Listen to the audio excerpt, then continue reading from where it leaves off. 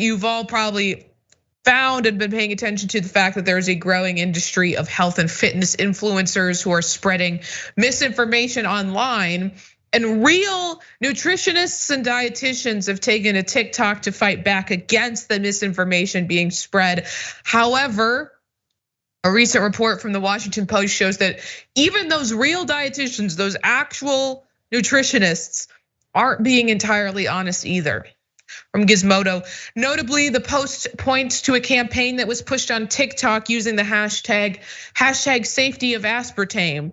During this campaign, TikTok creators like Steph Grasso, Kara Harbstreet, and Mary Ellen Phipps urged their followers not to worry about the effects of the artificial sweetener after the WHO released hazard guidance on it this spring and summer.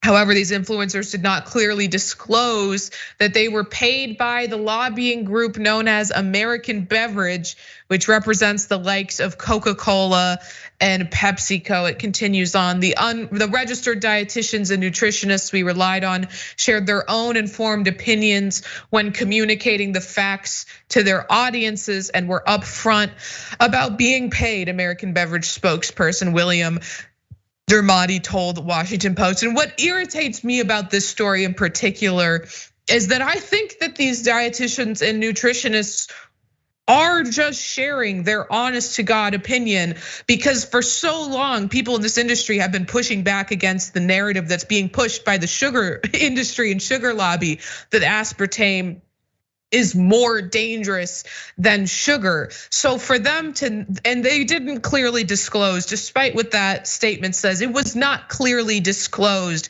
that these individuals were being paid by this lobbying firm. I think it undermines their credibility. And I was just joking, as someone who is personally in the pocket of big diet soda, not that they're paying me, I'm giving them all my money because I'm drinking that stuff like it's water. It bothers me to see these people who are credentialed.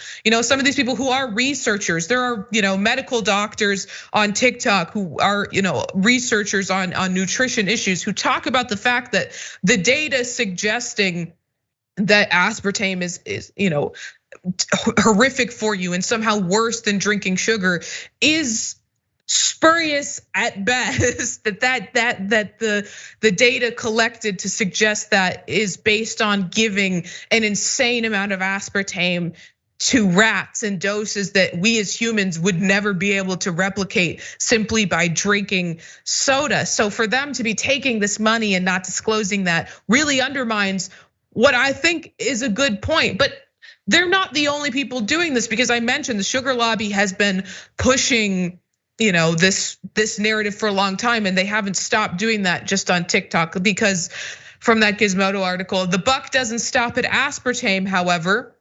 The report found that some dietitians in Canada were paid by the Canadian Sugar Institute, which reposted content from those dietitians to its own Instagram page. Canadian Sugar Institute is a nonprofit that receives funding from sugar producers in the country. One of those people, Lindsay Plescott, published a video telling her viewers in tongue-in-cheek fashion that the best way to cut sugar was with teeth or a knife, but not out of your diet.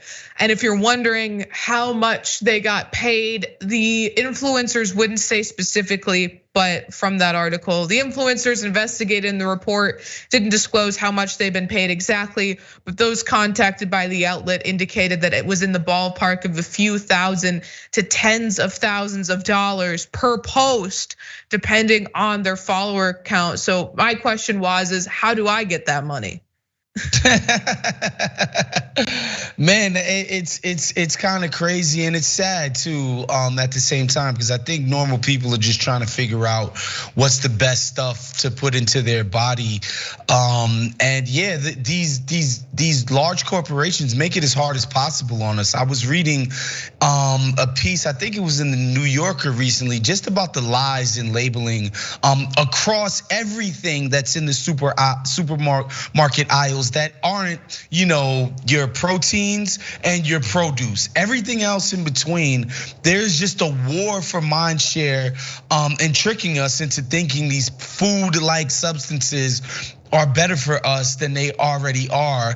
And what I would say is, hey man, just talk to your doctor and try to get some advice from your doctors. But how many people even go to their doctor regularly? How many people even have the requisite health insurance that'll help them pay for this stuff? And so yeah, I just feel bad because people are in a bad spot when it comes to trying as hard as they can to mind their health.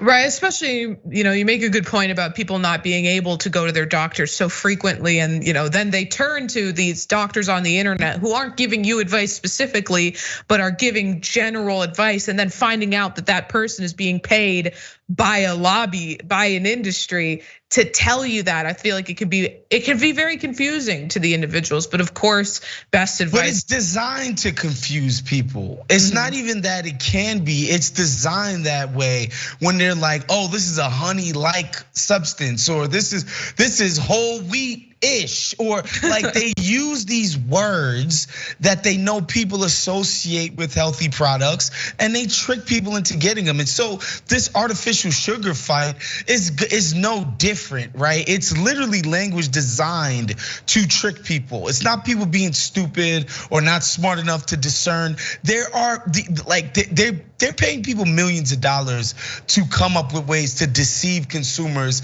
into buying things that they think are gonna be good for them, that ultimately end up being more junk food.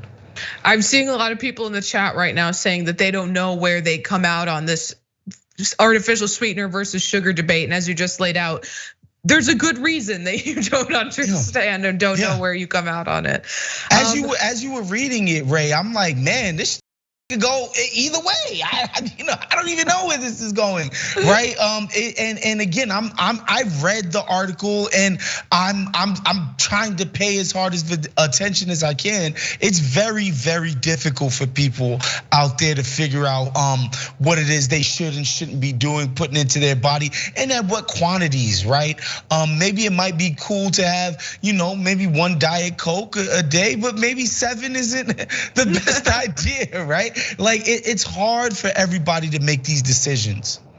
Yeah, I mean, obviously, if you have access to your doctor, best practice, ask your doctor, trust the suggestions of your doctor. But there's a multi-billion-dollar diet industry out there, so it doesn't surprise me at all that the lobbyists are paying these influencers.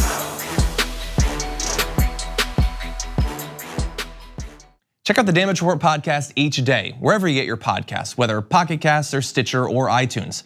You can join me as I give you the news and stories you want, with a range of co-hosts and interview guests jumping in on the fun each day. Again, that's the Damage Report, wherever you get your podcasts. And if you get them at iTunes, don't forget to rate and review. Sometimes I'll read them live on the show.